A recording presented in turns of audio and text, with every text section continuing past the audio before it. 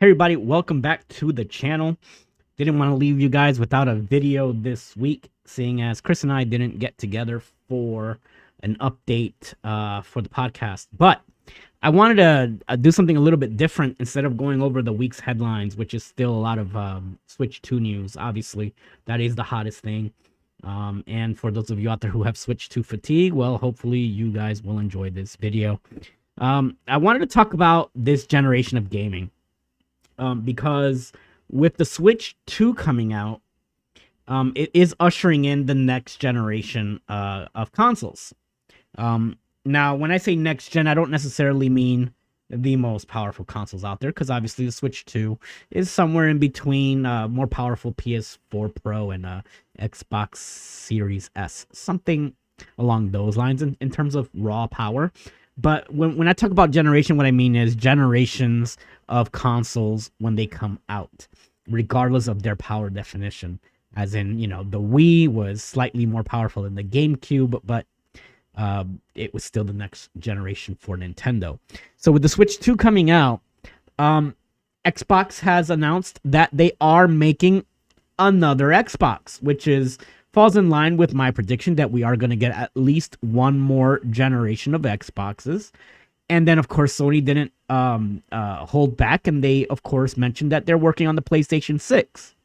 And it got me to thinking, we are 5 years in to this console's generation. And in my opinion, it has been the absolute worst console generation ever. And and that applies to both Xbox and PlayStation.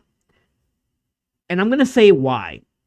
Well, with Xbox, the first 3 years of the system, I would say, was a valiant effort, and you had your exclusives, and you had the most powerful console, and you brought out Game Pass, and there was a lot of things going on with Microsoft that were really trying to right the ship, where they were clearly in third place battle between the three. They did then, of course, after the third year, declared that it was pretty much over. The console wars was over. They knew it was over by the end of the Xbox One generation. It was the absolute worst time for them to come in third place. And technically the Wii U was third place in that generation. But Microsoft still considered themselves in third place because the Switch kind of dropped in a weird mid-generation on that one, even though technically it is part of the current gen. But that's neither here nor there. Xbox finally calls it in. They throw in the towel, whether you guys want to admit it or not, even though they are still making consoles to avoid that 30% tax that Nintendo and Sony charge them, and Steam, for selling their games on their platforms. So it doesn't hurt them to come out with their own Windows-based box. But then Microsoft calls it quits, so I can't really crap on them as much because they called it quits. They're going to do what they need to do and put their games on everything. The only people that lose is Microsoft fanboys and anybody that had loyalty to that first-party lineup. Everybody else, however, every other gamer wins as far as if you want to play an Xbox title, you can play it on any platform you wish. Nintendo has a bunch of Xbox games on it now. Sony has a bunch of Xbox games on it now. Steam has a bunch, and if you don't want to buy it and you don't mind just paying for a streaming service, you can get Game Pass, and you don't even need to own an Xbox. So where does Nintendo fall on this generation? With the Switch, well, because it happened to be such a different type of console, being a hybrid console with both portable aspects and docked mode, you got a lot of, even though the system was underpowered, you got a hell of a lot of third-party support. There's over 4,000 games available on Switch. But it's not just the vast plethora of the library. What really cemented the Switch as a juggernaut is, of course, their first-party exclusive lineup. It's unbeatable with the franchises that Nintendo owns, be it Kirby, which just announced they crossed like 50 million units sold as a franchise. Smash Bros. Just crossed 75 million units sold in its franchise.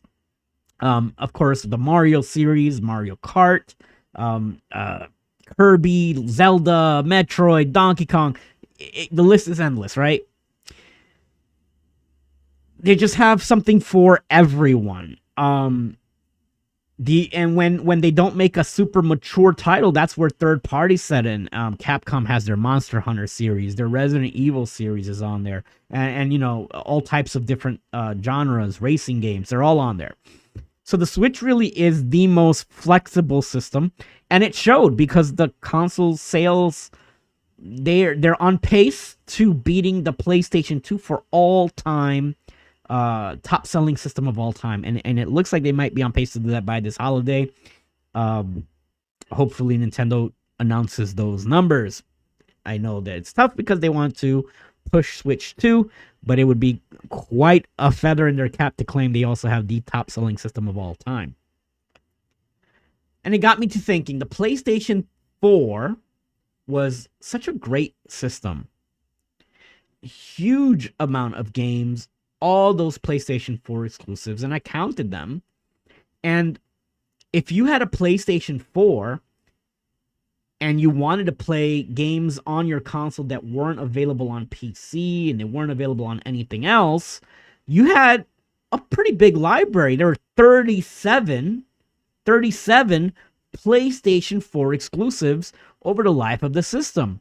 And these are all first party PlayStation 4 exclusives. That's a nice big library that you're allowed to have, and you can really look at that and tout and look at your friends and go, hey, this is the reason why I switched from Xbox or Nintendo over to Sony, because the PlayStation 4, in my opinion, is Sony's second greatest system of all time. It really is. They really turned things around with the PlayStation 3 towards the end of the console's generation, and you know, squeaked out a second place victory. But boy, did they ever they ever just really turn things around with the PlayStation 4. The PlayStation 4 destroyed the Xbox One in console sales, and it held its own, and it destroyed Nintendo's Wii U in console sales. And if Nintendo didn't have the 3DS at the time, they would have been in big trouble. Um 37 first party exclusives is a nice, healthy first party lineup that makes me look at my system and go, well, not only do I pick my games for this console that I can't get anywhere else, but now that I have this system, I can go ahead and buy Call of Duty or you know, the next big third party title that releases. I'll get it on the system that has all the exclusives because this is where I game on. Well, with this generation, and I'm talking about the Xbox Series S and X, which now all of their games are everywhere. So there goes owning an Xbox for its exclusives. The PlayStation 5 is Sony's, it's their worst console. And I'll stand and I'll die on that hill. It is their worst system, home console, I will say. The PS1, PS2 were phenomenal hits. Up to this point, in my opinion, the PS3 was their weakest system, but like I said, towards the end, they really turned things around. But the PlayStation 5 has done nothing. Nothing. I don't care what anybody says. You can defend it all you want. You want to defend the money that you dropped on it. That's really what it comes down to. You're defending your Sony dollars. But let's talk about the exclusives. All of Sony's exclusives this generation, half of them, this is not an exaggeration, are remasters or remakes. They were already on the PS3 or PS4. So it got me to thinking, how many actual first-party PlayStation 5 exclusives are there? And the system's been out for 5 years. And the number might astound you. You would say, well, PlayStation 4 around 5 years in, you know, they probably had around 25, 30. Well, 5 years in, we're looking at 12. 12 first party exclusives that weren't remasters or remakes. And technically, some of these were demos or glorified demos like Astro's Playroom. So let's look over their first party exclusives, and you tell me, is it worth the $800 console? Because that's what it costs now for a pro system. If you want to go on the low end and say, let's get a base PS5 or a PS5 digital, then fine. Is it still worth the $600? So Astrobot, of course, being a great, fantastic game, one game of the year. It is a PS5 exclusive, and that came out last year, 2024. That was September of last year, by the way. We are now June 22nd, 6 months, almost the seventh month approaching quickly, and nothing from Sony since September of 2024. They have Demon Souls, but that was a remake. Destruction All-Stars as a new IP of multiplayer racing. Forspoken. Cool. Infinity Nikki is the 5th game in the Nikki Up to You franchise. I mean, great if you like Infinity Nikki. Spider-Man 2, fantastic. This game was released in 2023. It's phenomenal. Probably the crown jewel, in my opinion, of the PlayStation 5. I've got nothing bad to say about the Spider-Man games. They are fantastic. They're phenomenal. Probably a 9.5 or even a 10 out of 10. I mean, the game's mechanics are a dream come true. It's a must play for sure if you own a PS5. I would say that this is a title that you can point at and go, well, I was hoping for more of that. But that came out again in 2023. Of course, you did have Miles Morales and you had Spider-Man, but those were PS4 games as well. Pacific Drive, it's a run-based driving survival game where your car is your only companion. Ratchet and Clank, Rift Apart. There you go. There's one that was good. Returnal, Stellar Blade. But Stellar Blade is rumored to be headed over to Switch. So we'll find out. But Stellar Blade, as of right now, console exclusive. Towers of Agshaba. It's an open world Zelda clone. But if you like it, I mean, it is an indie game and it is exclusive. The Midnight Walk. Whatever that is, it's a upcoming PS5 game. It came out on May 8th. From X Lost in Random Creators. June 26th, we're expecting Death Stranding 2 on the beach. Not out yet. Everything else that I'm about to announce is supposed to come out. And that was it. That was the list of so far of the titles that are exclusive to the Sony PS5. Ghost of Yotei, it's not announced. No exact date yet. Intergalactic, we don't know. Knights of the Old Republic is a remake. Marvel's Wolverine, we haven't seen. Marathon looks to be in trouble. Fair Games, apparently that's in trouble. Sword of the Sea, Phantom Blade Zero, and that's it. That's it. Those are your PS5 exclusives. What's the point? The best games on PlayStation 5? You can find it on everything else. You can get it on Steam. Hell, some of these you can get on Steam, and I'm being generous calling them exclusives because they are on PC. But we're just sticking to the consoles. So, PlayStation 5 is the worst Sony console that has ever released. It is a glorified Blu-ray player, and I mean, it is what it is. There isn't a game in that lineup that I can justify dropping that much money on the console. When I bought the PlayStation 5, I bought it off a whim, off a friend who had a pretty decent deal on it, and I paid, I think, $4.99 for it, something like that, something along those lines. And I bought it, and I got Spider-Man for it, and then I played Warzone on it, and then that was it. And then my PlayStation 5 collected dust, and I went back to playing my Switch games. And then to start this channel and really get some quality you know, editing going on, then I bought I would say a medium build PC that I've realized, this thing is actually pushing 1440p 100 frames per second on a $650 PC, and that's what I was getting. And then my cousin gifted me an upgraded GPU that I can do 4K 60 on a lot of these games. So then I looked at my PlayStation 5 and I needed it even less. PlayStation 5, this generation has gone by so fast. And Sony asked us for the entire year of 2024 so that they can, hey, it takes a long time to make these AAA games. And now, what are they saying? We're focusing our future games to the PlayStation 6. So congratulations. Thank you all for funding the next generation of PlayStation consoles.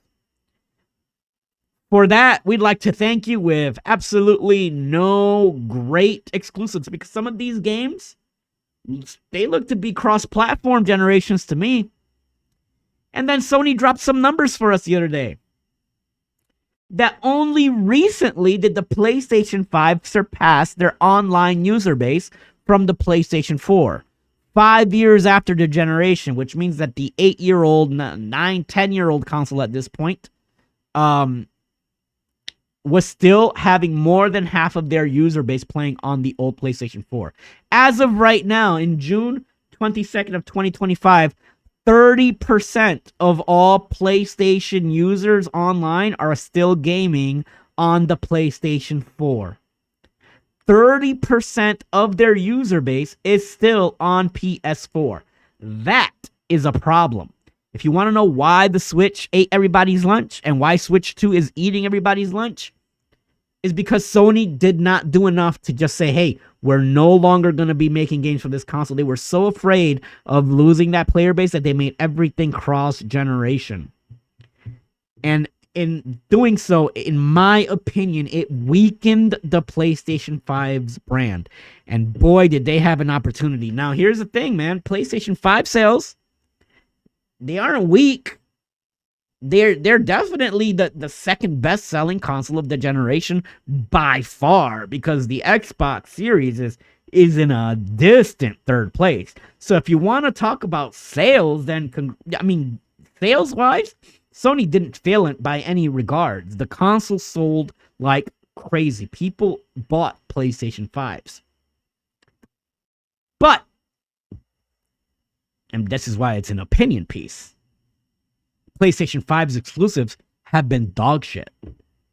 Let me know what you guys think in the comments. Do you think that at this point, PlayStation 4 having over 25 to 30 exclusives, and they ended up with 37 or so, to Sony's 12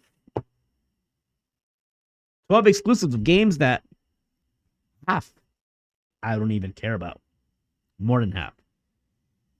Is that a reason enough for you to have purchased your PlayStation 5? Please defend your purchase below. Tell me why the PS5 was such a great generation for Sony. Why is this generation not the worst generation for console? Why is this generation not the worst generation of all the console years? Because if it weren't for the Switch being such a runaway phenomenon, I don't know, man. I don't know. As always, I want to thank you guys for being with me here on the channel. Like, comment, subscribe if you enjoyed it. If not, hit that dislike button. Let me know what you need or what you'd like to see and what kind of changes. As always, I want to thank you guys for joining me here, and we will catch you guys in the next video. Peace.